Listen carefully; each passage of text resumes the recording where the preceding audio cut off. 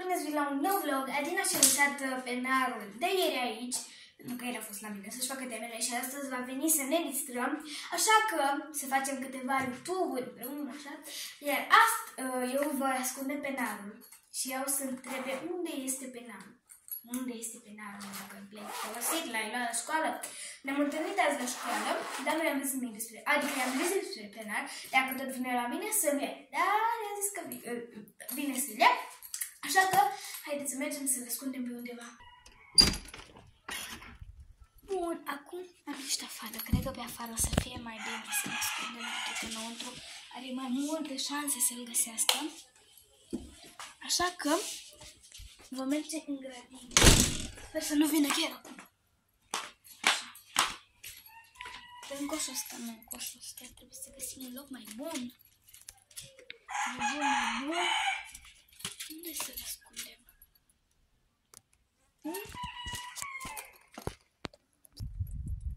Gata, m-am gândit. Pe acolo prin spate.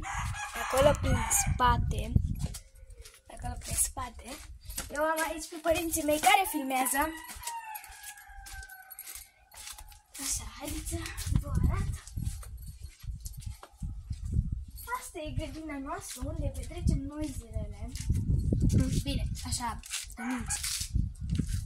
Ok, hai că poate avem mai multe șanse aici să nu îl găsească. Haide. Hai această pungă pentru că el este albastru și vom acoperi cu clame de asemenea. Vom scoate toate aceste clame. Ui. Sper să nu se supere mama. Eu l-am pe tata care mă filmează. Te punem asta aici, în această pungă. Și clamele le punem aici, pe două părți, ca să nu se observe acest penar.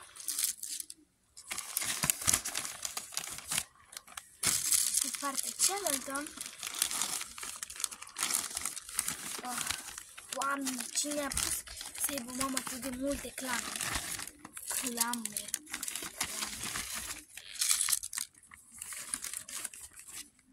De-abia aștept să-i văd fața când vine pe la mine. Trebuie să ne grăbim un pic ca să nu ne prinde, că dacă ne prinde e jale și după trebuie să mergem înăuntru. Să zicem că nu s-a întâmplat nimic, altfel o să bănuiască că penarul e afară. Eu o să pun asta din nou aici. Unde a fost? Da, unde a fost? Pe asta. Cred că a fost pe aici, pe undeva. Nu, a fost pe această... Este? Da. Cred că a fost aici, mi-am amintesc că a fost, nu? Da.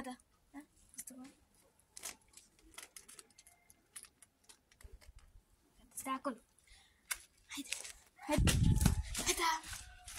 Trebuie să stăm pe scaun, adică, că altfel n-avem cum să nu bănuiască ceva. Bye!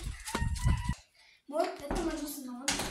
Cred că sunt aici, trebuie să le închidem, ca să nu bănuiască că i-am umblat pe undeva. Și trebuie să pregătim aceste cărți, să zicem că noi le-am pregătit, ca să vină anumit, să și le ia, să nu și le uite. Și cum mă deștepțim pe acolo. Ok, așteptăm să... Hei, ceau! Am venit cu... Da, trebuie să mă duc puțin până în camera, ok? Vin imediat. Poți să vin? Nu, stai acolo. Bine. Ea nu știe că am camera pentru că este ascunsă și nu vreau să o vadă. Pentru că altfel mai fi prank. Serios? A fost chiar atât de cald? Da. Bine. Auzi? Da. Dar cred că ai uitat ceva, nu știu, parcă tu ai venit cu mai multe lucruri la mine. Tu ai venit cu mai multe lucruri la mine, uite, ai avut... Da, uite, puneți apă și după vedem noi. Ce-ai zis că aveai în plus? Penarul. E sigură că penarul? Da.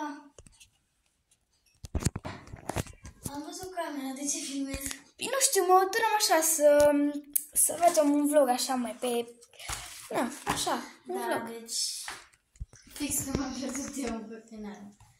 Hai să căutăm. Păi bine, hai să-l căutăm, că nu știu nici unde. Poate nu ți l-ai luat acasă, e sigură că nu ți l-ai luat acasă. E sigură că nu ți l-ai luat acasă. Oh. Băi, dar ești sigură? Da. Îl căutăm degeaba. Da, sunt sigură. Aici l-am lăsat. E sigură? Sigură? Te rog, eu n-am mai filmat. Ar trebui să filmăm, că i-am promis abonaților că trebuie să facem un vlog cu tine. Ne-au zis să fac un vlog cu tine. Unde l-am pus? Ne-a scos pe undeva? Nu, de ce aș face asta? Deci, ești cea mai bună prietena mea, da? De ce aș face chestia asta când tu... Deci dacă tu mi l-ai ascuns cu mine... Dar de ce să ți-l ascund? De ce să ți-l ascund? De ce? Când tu trebuie să... Dacă mă dă prin casa. E sigură că... Bine, du-te în camera părinților mei, poate e pe acolo, pe undeva, la mama să... Dar tatăl tău unde e? Parcă ești că a fost acasă. Da, a fost acasă, dar a zis că nu mai poate să filmeze pe mine, pentru că trebuie să plece undeva. Îți place? Ok, haide, caută. Ok, eu nu vreau să caut prin locuri, că știu că nu... Păi aici sigur nu e, că mama nu a umblat cu penarul tău, cu lucrurile tale n-a umblat. Cred că o fi prea afară. Ia, hai să căutăm afară. Hai să căutăm afară. Băi, fraților, chiar și-a luat un prank. Bine, dacă tu crezi că e pe afară, hai să-l căutăm.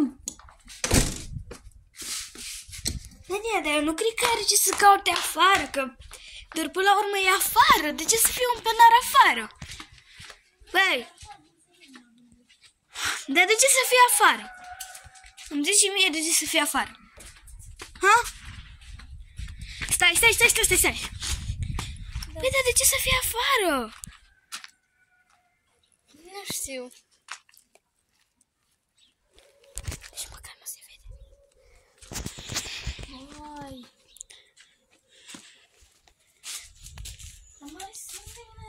Dar nu ți l-am ascuns.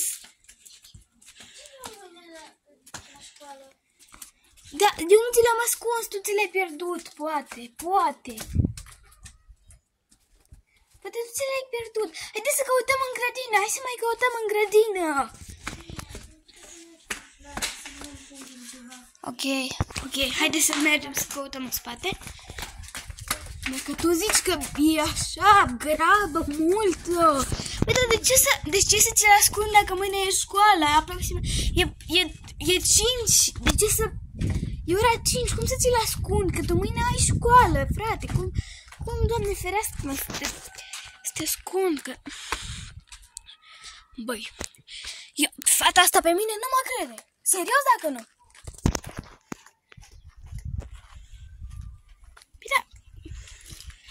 Păi, fată, mă, dar... Nu te-ai gândit că poate e în spatele tău? Ha? Nu știu, nu, acolo nu e. Era un prank. Nu știu dacă tu mi l-ai ascuns. Hai că știu dacă e, că ți-ai luat un prank. Nu, dar adică n-are cum să mă pierdez afară, m-am dat seama. Bine, hai. Bă, deci te-ai făcut vlogul ăsta ca și Iuliana Beregoi. Acum chiar, eu sunt Ceana și Iuliana Beregoi. Cam asta a fost vlogul, v-am pupat. Pa, pa! Pa, pa!